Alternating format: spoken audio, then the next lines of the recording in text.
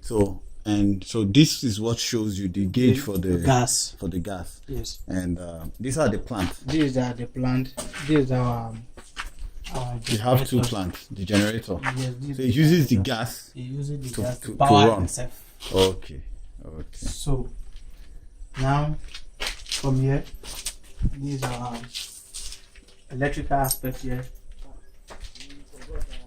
You have your circuit breakers. And you have water fuel and the voltage meter. Voltage meter. Okay. This place here is control of compressor. Okay. Yes. Here. This is where the gas. This iron. This filter. Filters. Water. Oh, okay. This is iron file and charcoal. What do you need the water for? What do you need water and charcoal? This one there's nothing inside. Okay. This one iron file and charcoal. Okay. Why? To filter the gas, because we produce many gas. We are only using methane gas. Okay, methane. Power the gen. Okay. The remaining gas, so that those iron file and charcoal will filter it, so that will not go through the gen. Oh, so these are like filters. Yes, these are filters. So the gas that is coming from that digester will pass through here. It will be filtered. Methane goes to the gen, and every other gas gets filtered out with the charcoal and whatnot. Okay. Like this one, there's no water. Assuming there's water, you pour on the ground. Oh, okay. And this is our meter here. Okay, the meter. Read the gas. That reads the gas. Yes. Okay. So it tells you how much gas you've consumed. Yes. Or how much gas. Because it's reading right now. Yes, it's turning. So what is it measuring right now? The amount of gas? Yes, the amount of the gas now is measuring. Oh, okay. So it's like 158 or something. And these are the filter too. It's the same thing. Okay. And this one here. These are our cylinder full of the gas. In case we will have enough gas on the digester. Want to store it.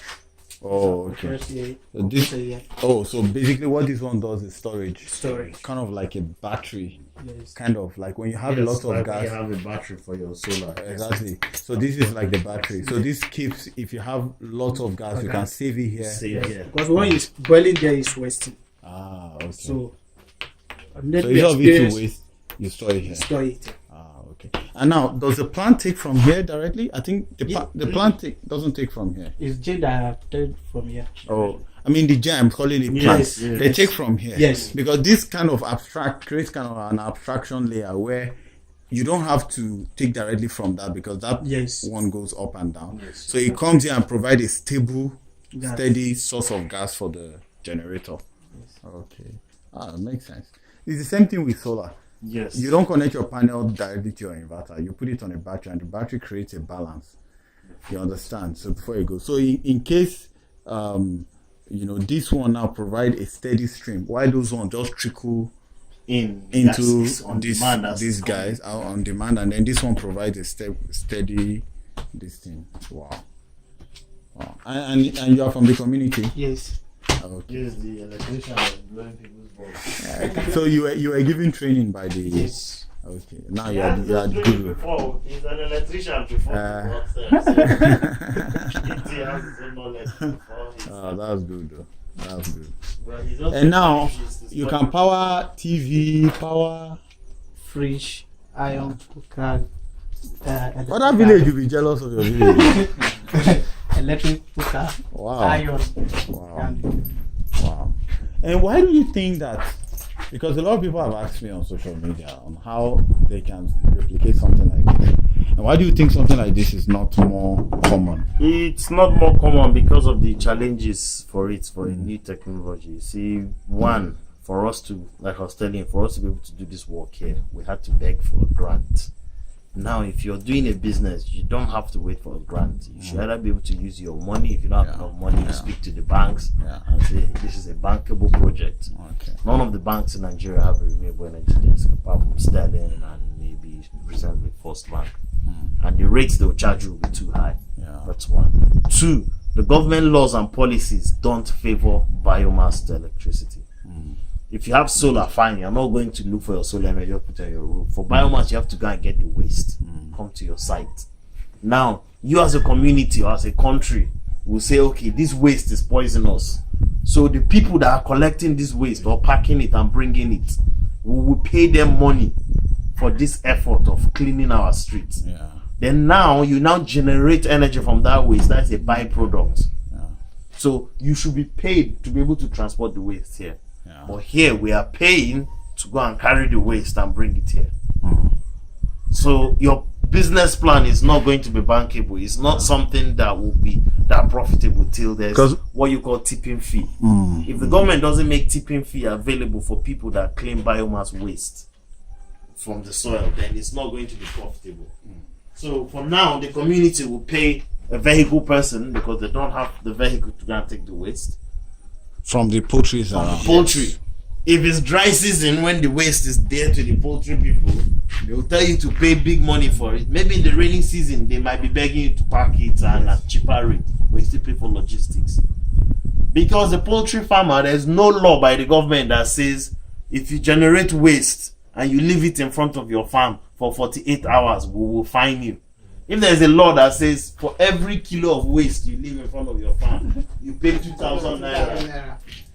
When somebody comes and says they want to pack it, instead of paying 2,000 naira to the government, you'll be willing to pay 100 naira for each bag that they carry. But there's no law. Just like you're saying in Chibiri, premium farms and Dansariki will fill up the whole community with smell of poultry waste. Nobody can come and charge them. And they're not afraid of any legislation guiding that. Then AEPB in Abuja town, all the other places where you get a lot of biomass and biodegradable waste, like in the abattoirs, the wastes are just there. When these guys used to go to Goglera to find abattoirs, they started saying Serikin Power said they should pay him. They should go this, let's Go here, pay this. From here. And we just said, you know what, forget about going there. This year, the government had to pay Caterpillar drivers how many millions? About 6 million naira they used to clear abattoirs in Abuja.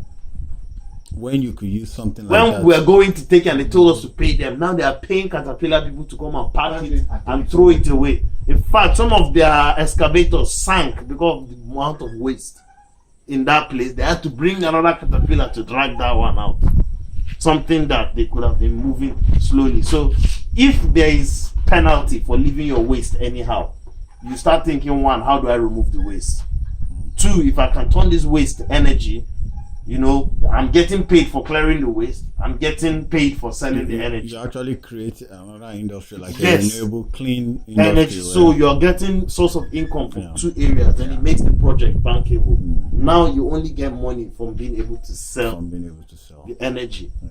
And when you compare solar, where you just buy a panel and put on your roof, I mean, it's but this less is more tedious. ecologically sustainable than solar, because even the water, the waste from this thing, Yes, you can use you for can use manure. for fertilizers and manure. So it's more hassle and it's more. That's why this is still the first biomass mini grid anywhere in the country. In Nigeria. All the other mini grids are using solar or any other source of energy, but none has biogas or biomass. You know, so it's something that can be workable, but first you need policies. Yeah. And Actually. because if you look at it, the biggest problem solar have is batteries. Yes. And that's why it's not, especially for a remote community, when the battery goes out, then what happens? You know, and the issue of disposing the batteries when they go bad, and you know how flaky battery is. Of course. But having a biogas Placing where the battery itself where- is the challenge. yes. There's this lead batteries. Yes. How do you dispose this lead?